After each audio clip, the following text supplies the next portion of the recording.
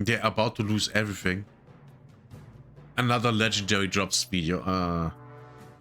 It's like I'm playing T-ball. These guys are making it way too easy for me. Who would have guessed the enshittification of your major franchises would have a negative impact on your future? The games industry is about to lose everything, and these guys have no clue why. They're sitting around scratching their heads, watching it all burn down, seeing more studio closures, more layoffs. They're blaming it on market trends, on financial... No, the games are just not good. That's all that is. The games are just not good. Financial indicators, on aggressive competition. I mean, they're right on the competition part, but they're not laying any of the blame at their own feet. They're taking no responsibility for their choices or for their own games. Bobby Kotick, everybody's favorite former gaming CEO, is now tied up in a legal battle, and he just confirmed a 60% decline in post-acquisition Activision. This guy goes out and he says that the investors should be thanking him for having the foresight to see the decline in the company that he was running, understanding market headwinds, and also having the knowledge that the games industry was eventually and inevitably going to get smaller. This dude literally sold...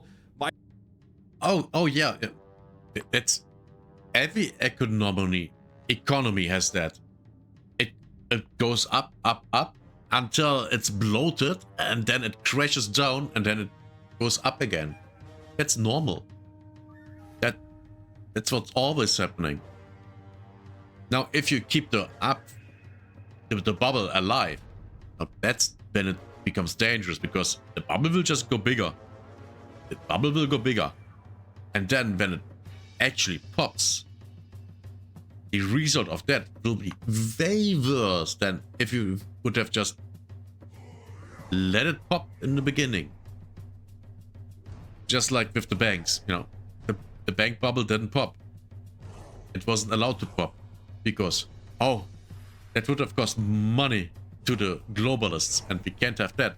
So the banks weren't allowed to, you know, pop. And that's why we have so many problems still. Microsoft a Trojan horse and is just sitting back like, damn, man, that's tough. The games industry is about to eat its just desserts. This is the bed that these guys have made for themselves. If you take the time to think about it, every single one of these companies is built around a couple of key franchises, and that's really all that they have anymore. And that's Activision, that's EA, that's Ubisoft, that's Capcom. That's almost every single company that's out there. These guys have been chasing each other's tails for... Now, to be fair, Capcom... was it Capcom? Yes, Capcom just released... I'm watching this weeks later. The new Resident Evil, and I have only heard positive things about it. It seems to be a great game. A great, awesome game.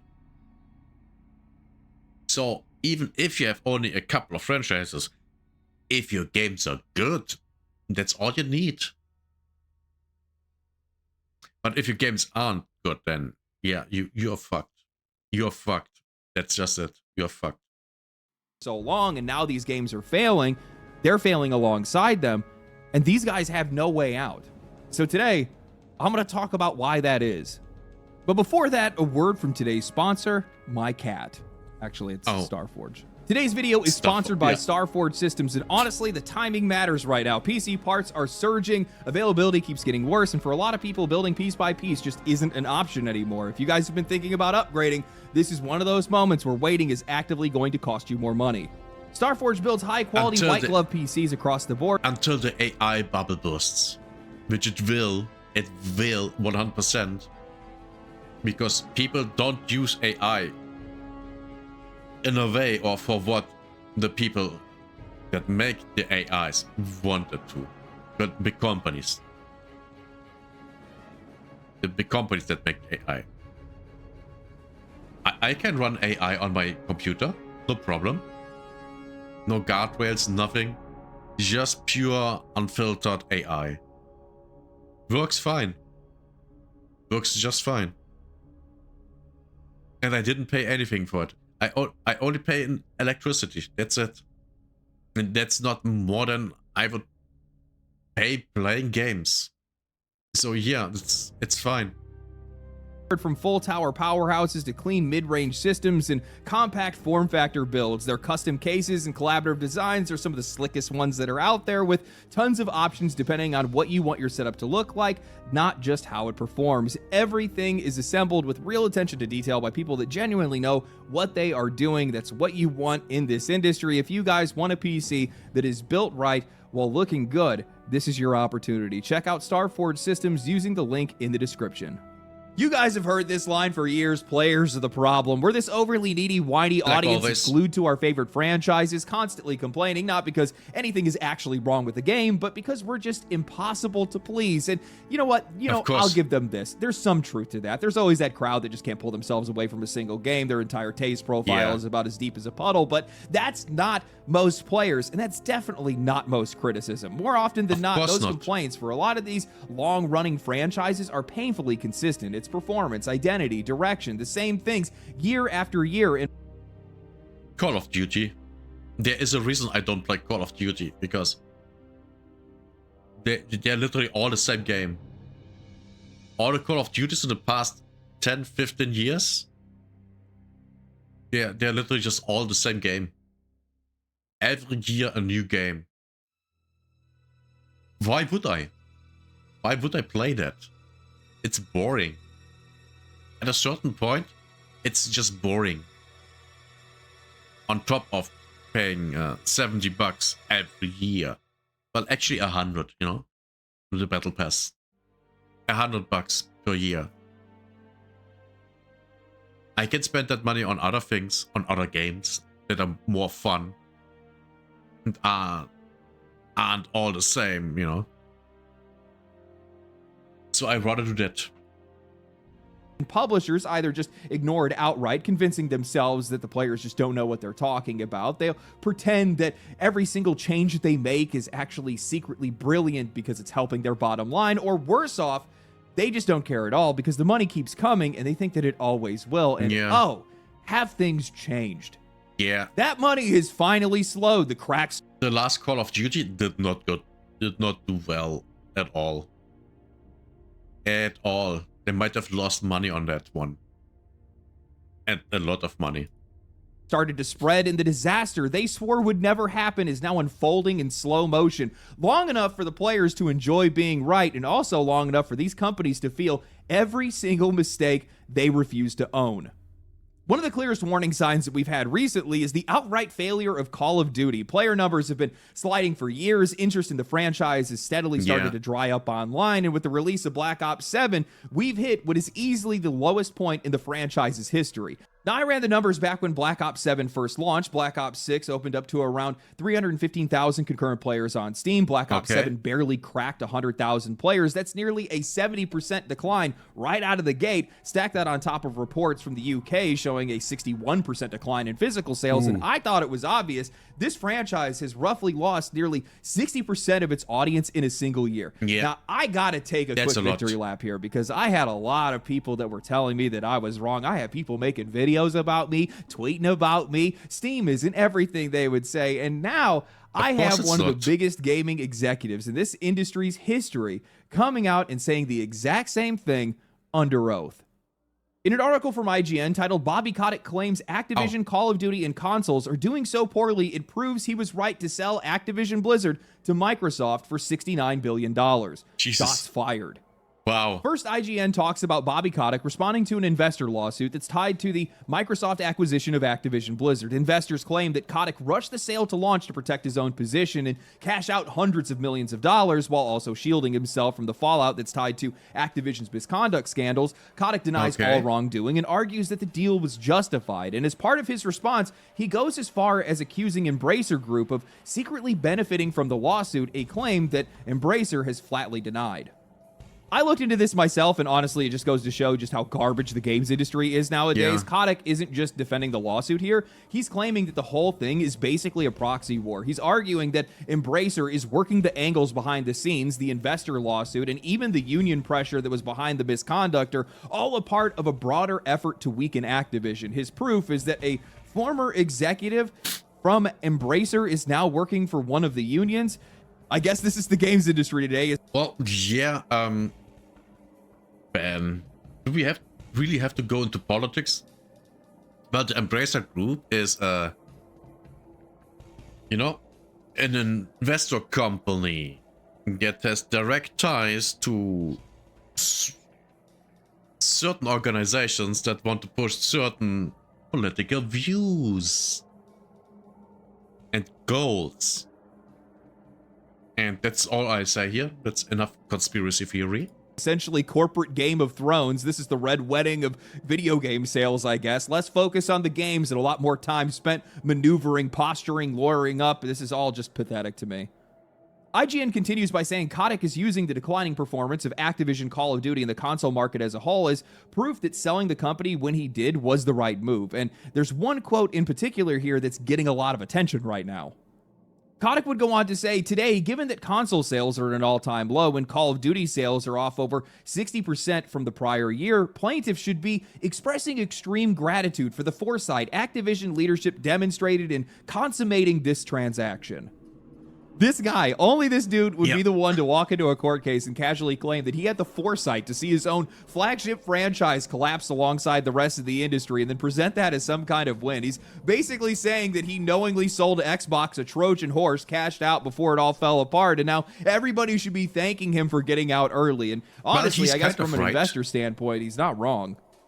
Now, what's frustrating is how this article then immediately tries to cover for Call of Duty. I don't know why these guys still keep doing this. IGN starts hedging for the developers. Because they're retarded. They have an agenda. That's why. Saying that they don't know where Kotick got these numbers from and that they should be factoring in Game Pass as the explanation for the sales drop, as if we haven't heard this excuse 100,000 times by now. Actually, now that I think about it, that falls apart in the exact same article. Only a few paragraphs later, they point out that Xbox hardware sales are down 70% year over year. Wow. If people aren't buying the hardware, then you're not magically gaining subscribers. Those players don't just materialize out of thin air. So where exactly are those new player numbers coming from? Yeah, good question. I'm going to tell you right now, that's not coming from PC. PC is not the one making up the difference here. We already know what happens when an actually good game launches on both Steam and Game Pass. Steam still posts record sales numbers and player numbers every single time. So no, there's not some hidden success story here. This franchise is losing relevance and people are scrambling to explain it away instead of just admitting what's actually happening right in front of them. IGN then goes to point out that Kotick didn't just repeat the 60% decline, he doubled down on it. In his response, he outright admits that Activision had been missing their own long-range term targets for years and that the board knew about those targets and knew they were unrealistic when the deal was made. As he puts it, the company has historically missed nearly all of its ambitious targets set forth in its long-range plans, a fact known by the board when the deal was negotiated. Going further to say, all told, had the deal not gone through, this likely would have resulted in a substantially lower stock price, as easily established by Activision's financial performance post-closing, which had been far below the ambitious targets contained in the plans. Now, I hope it isn't controversial for me to say that if you continually miss your long-range targets, maybe your targets might be a little bit too far downrange. Maybe your expectations might be a little bit too high. I can't imagine how that could negatively impact the games industry. Yeah. This means that Activision Blizzard has likely been sliding for years, at least the last 4 years. We already know that. We already know that Blizzard isn't doing well. We knew that from the player numbers from Overwatch 1 and 2. That's now just Overwatch. World of Warcraft, retail is not doing that well. They are losing players more and more. Not in a massive degree anymore, but retail is not as big as, you know, WoW was on its peak. Not at all. It's not even, I would say it's barely half that, if at all. Now, Classic WoW. I think Classic WoW is actually bigger than retail WoW. I would actually say that, yes. Classic WoW is most likely bigger than retail WoW. Because, in my opinion, it's a better game. Yeah, said that. Lynch me in the comments if you want. I don't know. I don't care. Kotick saw that, he knew that, and he took advantage of an overvalued moment for the company, and he got out. Not a huge fan of the guy, but it's definitely a gangster move, and I gotta respect it, but this is what executives do. This is what happens when the games don't matter, the product doesn't matter, the players don't matter. The only thing that matters is how good you look from the outside looking in, regardless of what's rotting underneath. Yeah. And at least from an investor's Exactly. perspective and from Microsoft's perspective, valuing them at $70 billion, everything looked just great, but it actually wasn't. Yeah. This also means that their audience never actually grew. Any resurgence that we ever saw for Call of Duty or World of Warcraft or Overwatch, that was just returning players that were coming back, not Yes. new ones that were being created. That's how you miss your long-range targets, because you're not stacking new players on top of your existing players. Exactly. Eventually, when you're just bringing back the same audience, that audience degrades over time because people either phase out of the game or phase out of gaming entirely. They age out of it in some cases, age out of that genre maybe. And that's the reason why their catalog got smaller. That's why their microtransactions went up, because they weren't making nearly enough money and they had to tighten their purse strings to be able to do so. They essentially Exactly. just kept turning up the dial as players filtered out, because it was the only lever that these guys had left. And Kotick is saying that this is a broader market trend. He saw the headwind shifting and he got out. This is the collapse that we're seeing in the games industry right now. Companies that started off strong, they had franchises that meant something, but over time, developers got replaced with bachelor's degrees in business. Yeah. The players got replaced And with activists. shareholders. And the game stopped being about something that you were building, and instead they became something that you were just trying to profit from. Yeah. Strip it down, sell it off, move on to the next one, repeat over and over and over again. And when you start to think about that pattern, you start to see it across the entire industry. Yes. So right now we're watching a shift He's that's right, happening across the 100%. entire industry. The old guard, the companies used to dominate every conversation, and also our wallets are losing relevance fast, and new leaders are now taking their place. We're moving away from Xbox, Sony, EA, Activision, Ubisoft, and now towards From Software, Larian, Sandfall, Grinding Gear Games, Embark, people like that. And the reason this is happening right now is pretty simple. The way that AAA has been running is completely at odds with how the games Oh yeah, AAA is dead. I wholeheartedly believe that AAA is basically dead. There might be some AAA studios left in the West, but that might only be the case until they release their next game. You know? If that game then fails, then the entire studio just closes. While in the rest of the world, and in Asia, they're doing fine. They're just doing fine. I haven't heard of any Asian studio that was shut down in the past. I don't know, 2 years. Not one. Western studios, they're shutting down all the time. Right? Well, Concord, High Guard. Reloaded was actually from South Africa. So that doesn't count. What else? What other studios were shutting down? Who had games that flopped? Oh, Jesus. Oh, Jesus. I don't even remember. Those games come and they go so fast. It's incredible. I really need to make that video. industry actually works. Something that we haven't really ever taken the time to talk about on this channel is games fail constantly, way more than they ever succeed. Steam's own revenue distribution shows that out of the tens of thousands of games that we see released every single year, nearly 70% of them make less than $1,000. Around 40% of them don't even recoup the Wait. Regarding revenue distribution, the report shows that 66% of games earned their creators less than $1,000.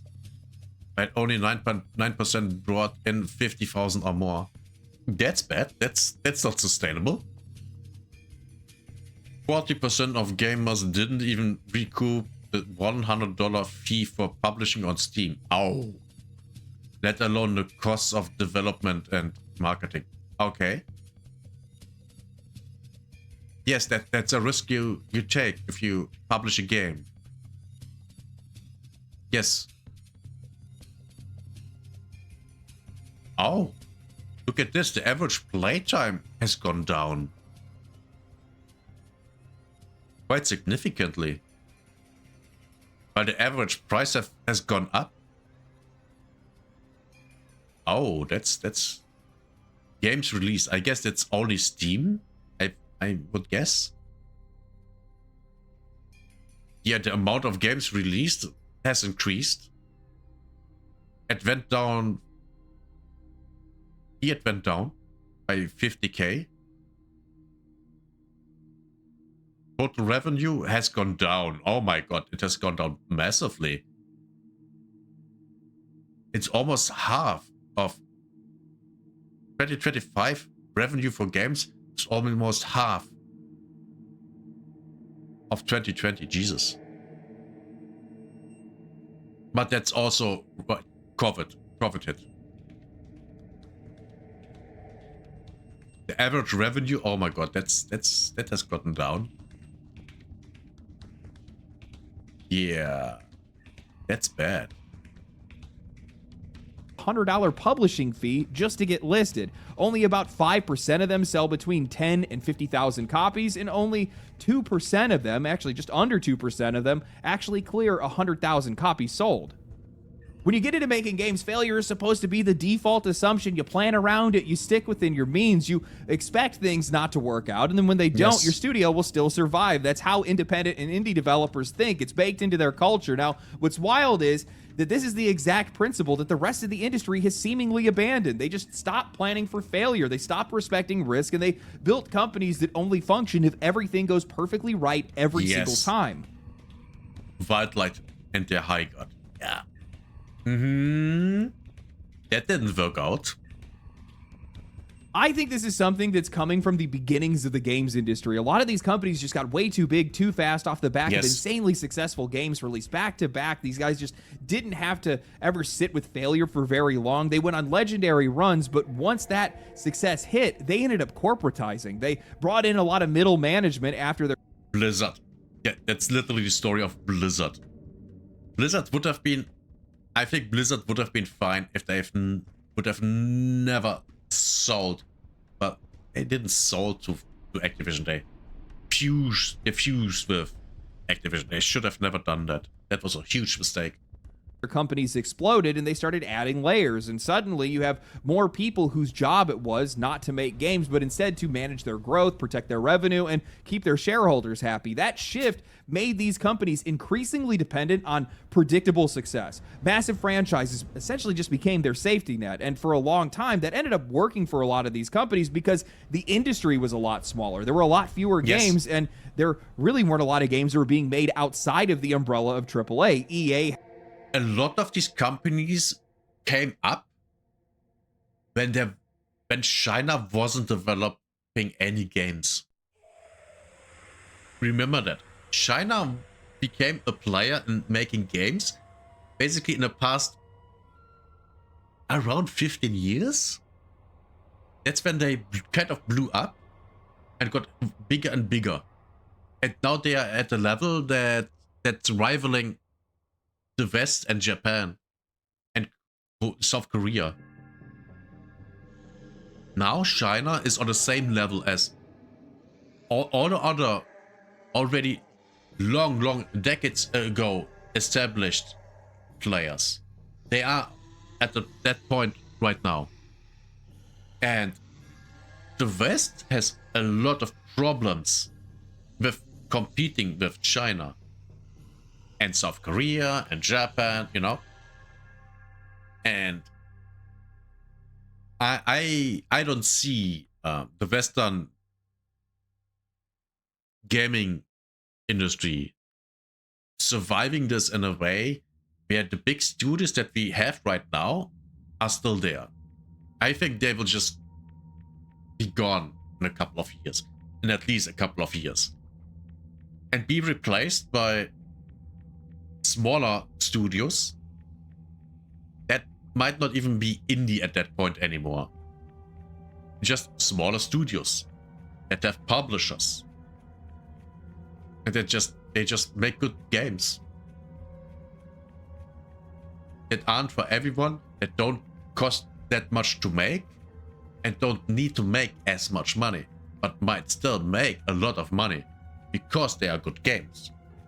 And also, I think one thing is that there is no acquisition from outside of PC and console gaming into PC or console gaming.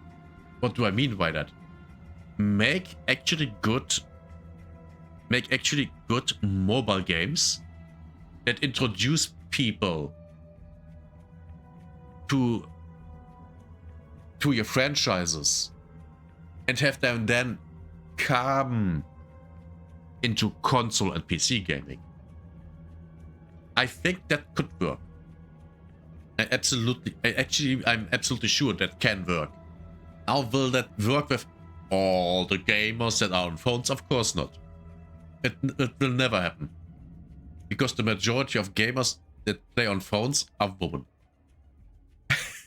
And they don't play, well, games like this. It's that simple. Had a lot of its sports games and its Battlefield and its Dragon Age. Activision had Call of Duty. Xbox had Halo, Gears, Fable. Ubisoft had Assassin's Creed, Far Cry, and the Tom Clancy lineup. These were their pillars, but the bigger these companies got, the heavier they leaned on those pillars, and they made them fragile. Next thing you know, the reliance that they had wasn't just increasing their risk, it was slowly hollowing out the games that they kept making. What this has led to is a lot of these companies just continuing to make the exact same game, and when you keep pumping out the same thing in succession, optimizing it for revenue, these games just get filtered down until there's nothing left. It's the copy of a copy problem. Every iteration strips more out until you're just left with the shape and none of the substance. I don't know if any of you guys... But just with interesting thing here that we have to acknowledge is Call of Duty and Counter-Strike do kind of the exact same thing. But Counter-Strike is actually improving on the older game. Like the engine upgrade from Source 1 to Source 2. AKA from Counter-Strike Go to Counter-Strike 2. That was just a... I mean, they didn't change the game. They just put it into a modern engine and added the capability for better textures. The smoke tech that they have in that is great. You know, things like that. They just added on top of something that people already love. They didn't change anything. They didn't create abstruse world with a stupid story. It just took what they had, made it better. With the exception of the server finding menu. That's by the way the reason why I don't play the game. I hate their UI. The new UI for finding servers is garbage. It's horribly designed. It's a modern design. That's why it's so bad. That's why I don't play the game. Otherwise, I would play the game. Only deathmatch and shit like that, but I would play the game. But I don't. At Call of Duty, every year a new Call of Duty, you have to pay full price for, aka $70, plus 30 for the Battle Pass. And every year there is a story. Which no one really cares about.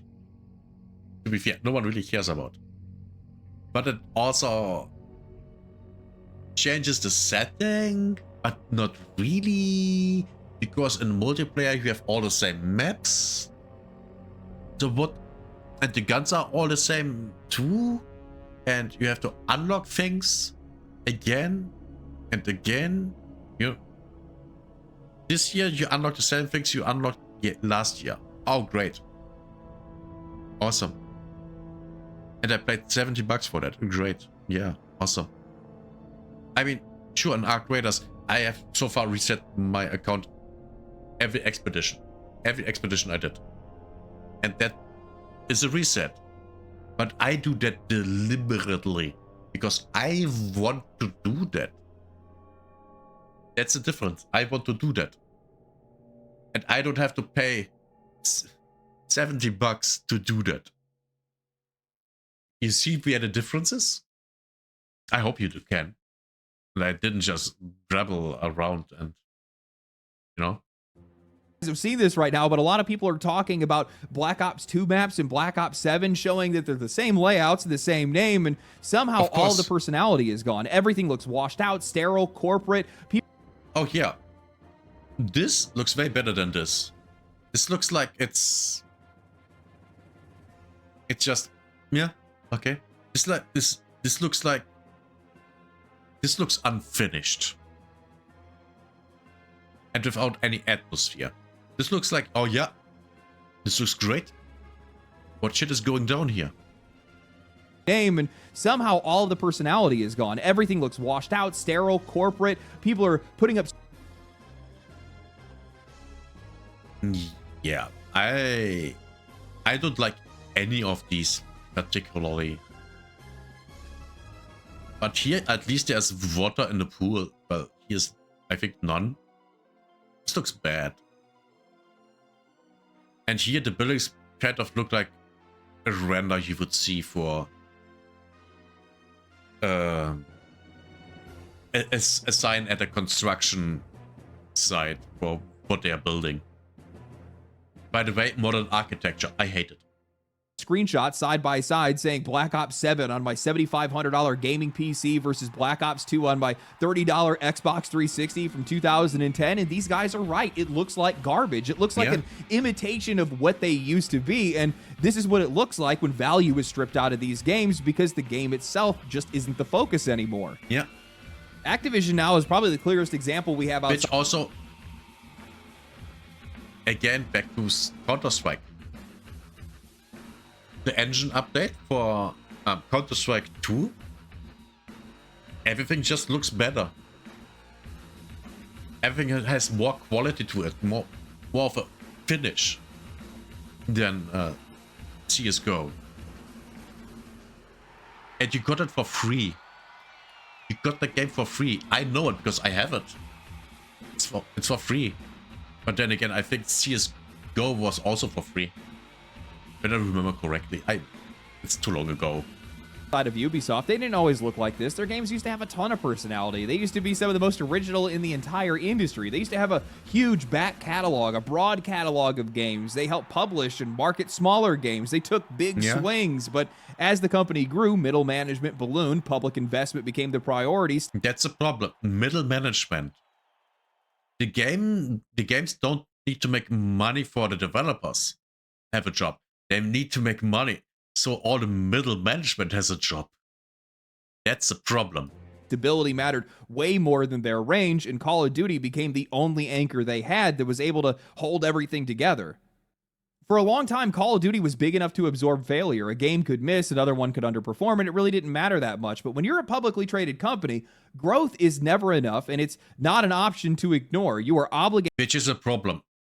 That's why if I would create a gaming company, or a company in general, I would never become a publicly traded company. I would never do that. Never. I might ask for investment privately, go to someone and have a talk to an investor, a person. I would do that, but I would never publicly trade my company. That would be the last thing that I would do. If I would do that, that's the point where I would leave. I would literally sell out the company and then just fuck off. To keep pushing it. So more money gets poured into the safest thing that they have on the board. Risk gets avoided. Other IP gets tossed aside. Studios get repurposed. And before you know it, nearly every single team they have is funneling and feeding into the same franchise. That's how Activision ended up abandoning almost all of its IP in just a few years. It's how Blizzard slowly collapsed inward on itself, funneling nearly everything into World of Warcraft, Diablo, and Overwatch, and these aren't the only companies that are doing it. Yes, and the last Diablo didn't do as good. It didn't. I mean, as far as I know, they still don't have Diablo in a fucking Diablo game. And I think Diablo 4 actually brought a lot of players to Path of Exile. I do believe that.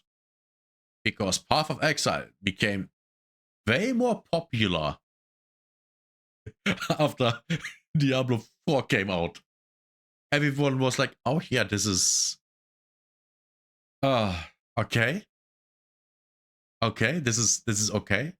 Which basically is what that's basically the overtone of all the Diablo 4 reviews. This is okay.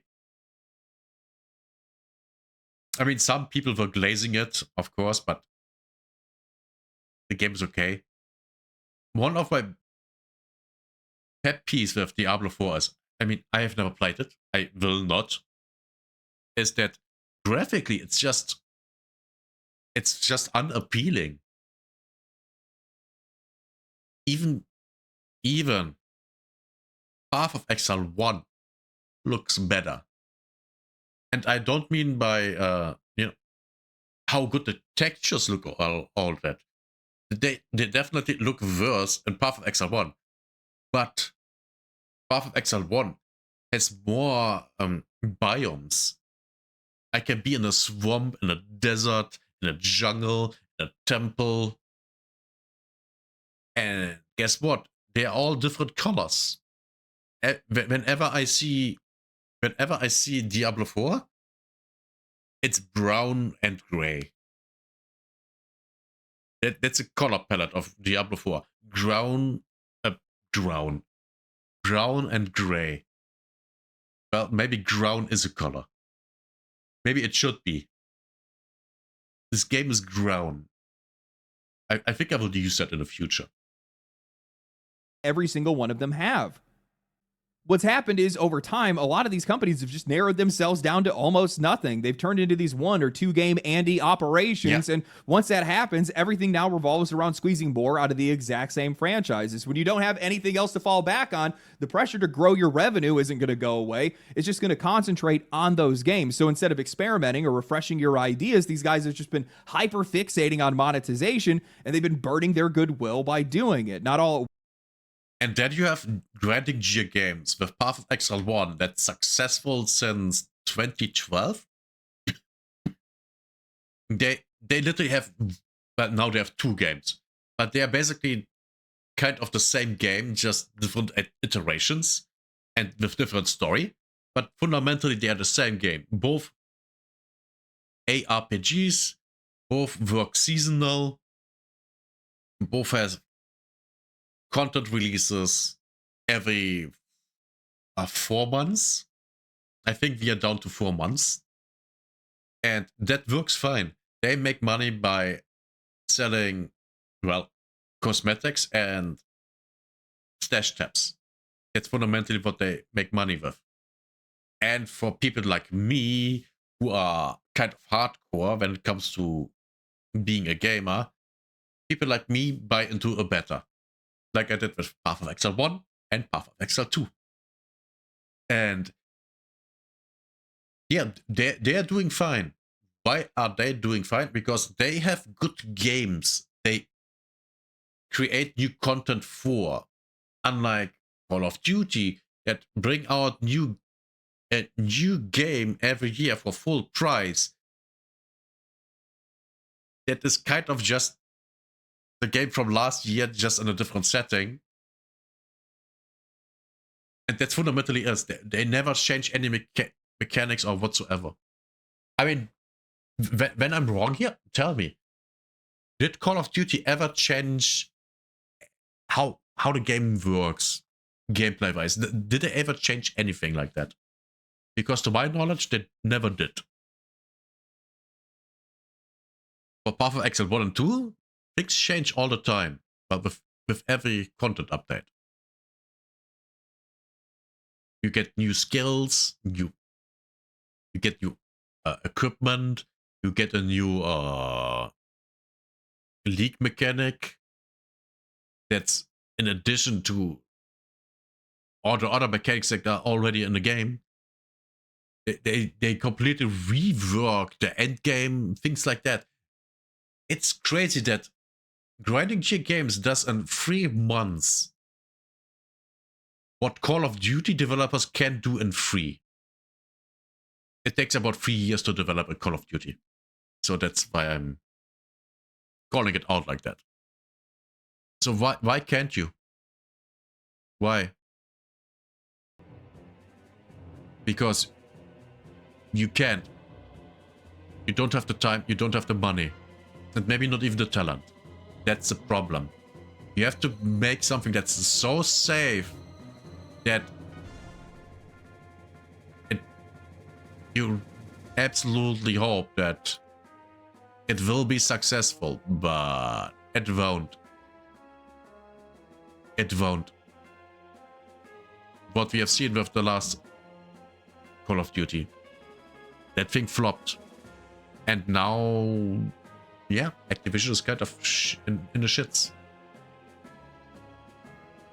Once, but piece by piece, as these players have started to feel like this relationship has turned more and more transactional.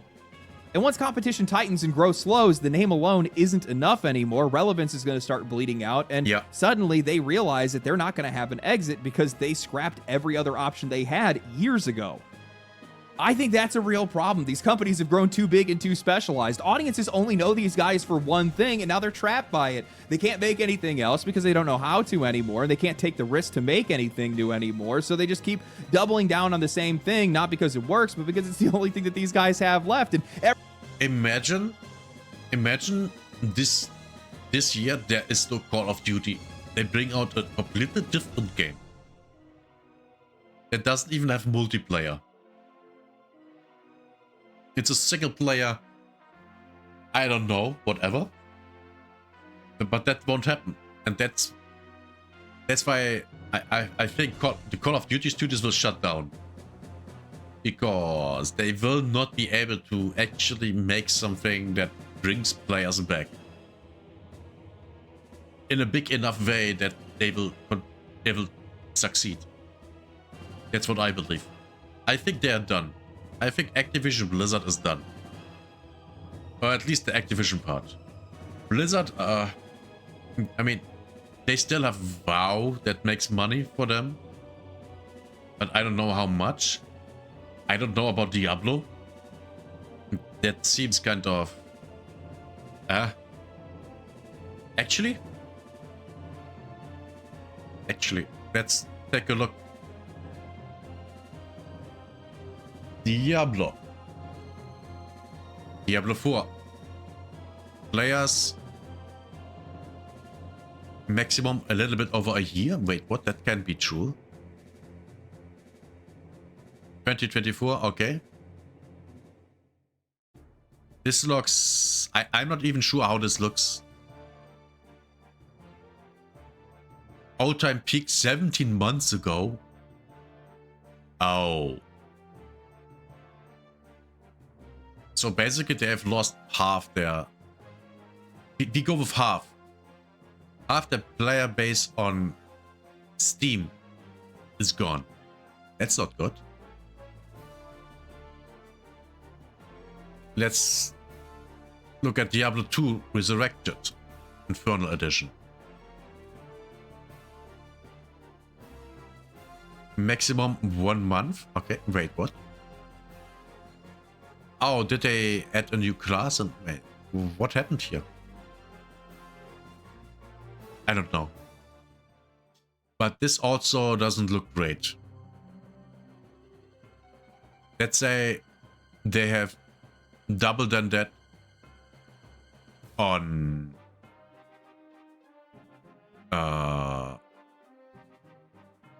the Battle.net launcher. So 35,000. Yeah, I mean, it's not dead, it's not alive. Yeah. It's not looking good. Oh, wait, let's Call of Duty, what was it? 7, right? 2005. I don't even know which one it was. 2014.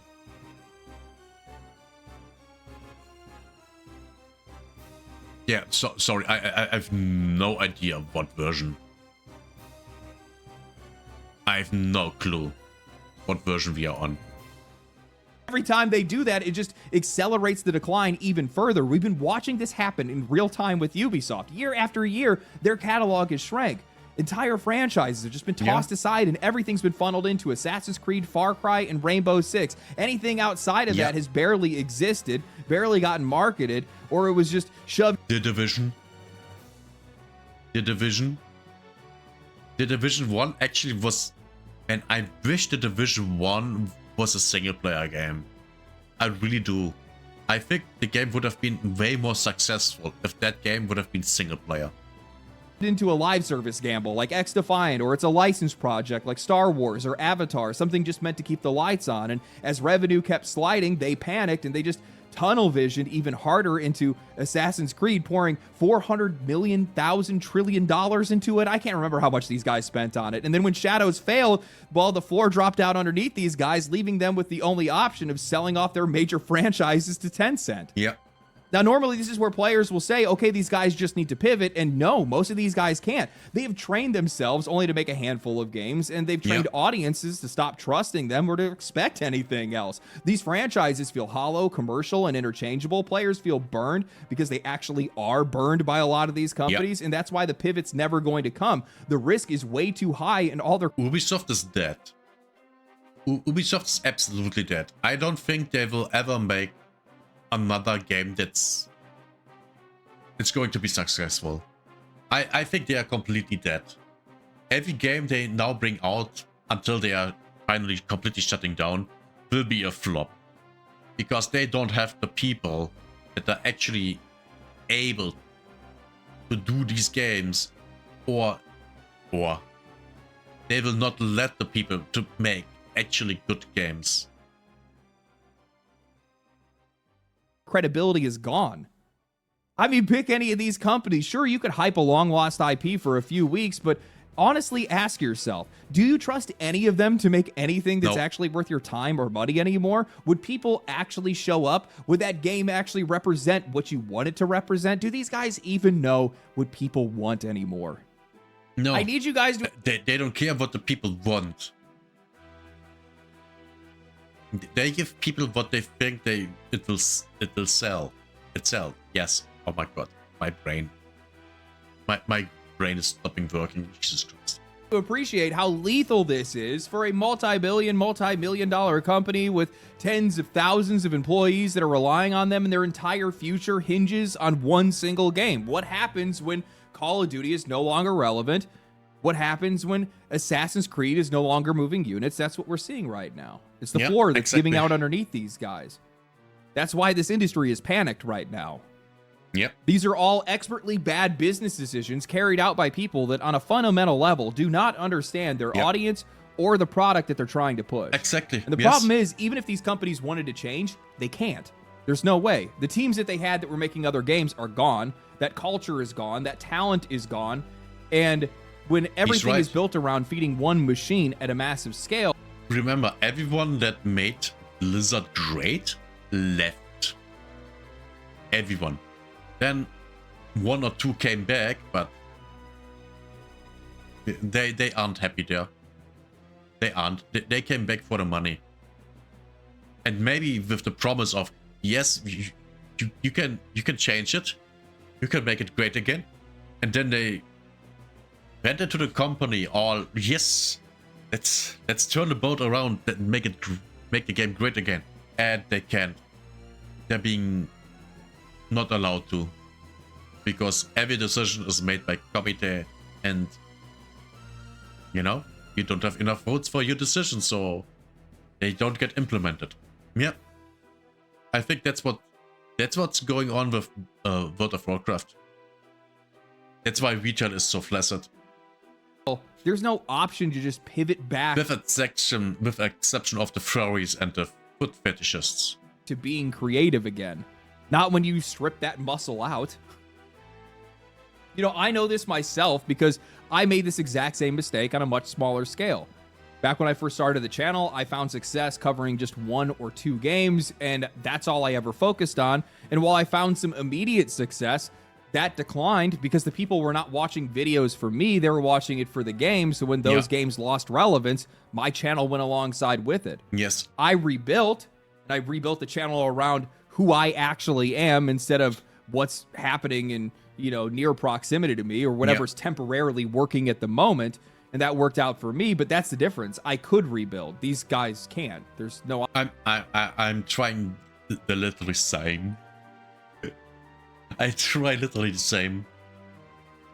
Which is why I will go back on the random reacts and focus more on gaming. option for them to be able to. They've trained their teams to only do On top of doing actually videos I, make myself. one thing. And now they're stuck chasing relevance in an industry that's already moved away from them. And on top of that, what else are they going to do? They have no other options left. So, no, I don't really think that these companies are going to be able to come back from this. Not only have people moved on from them, but they've also trained audiences to not trust them. And on top of that, there's new competition that's in the market that's already building trust. It's building a reputation for themselves. It's gaining a lot of momentum, and they're not about to hand that back over. So, things are going to get rough. Yeah. That's all I got to say. Hope you guys enjoyed the video. If you guys did enjoy the video, like the video, subscribe to the channel, follow me on Twitch, follow me on Twitter. I talk all week on Twitter, usually in like one-word sentences, something very catchy that gets a bunch of likes. I'm farming right now. Great. Make me more popular. Subscribe to the channel and share it with your friends. Stay cool, stay righteous, stay safe. I'll catch you in the next one. Nice. Great video. Great video. Fantastic video.